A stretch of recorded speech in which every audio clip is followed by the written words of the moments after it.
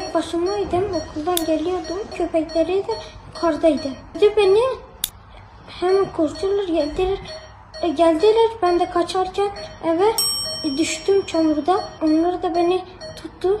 Saat 2-2.30 araları ben evimde oturuyordum. Tam yemek yiyeceğim sırada hanım bana bağırdı. Dedi ki Veys çocukları köpek yedi. Ben çıktım bir baktım oğluma okul dönüşünde köpek saldırmış. Köpeklerin içine daldım. Çocuğumu kurtardım. Çocuğumu hastaneye götürdüm. Biz hastanedeyken Eylül bir olay daha yaşandı. Çok üzücü bir olay.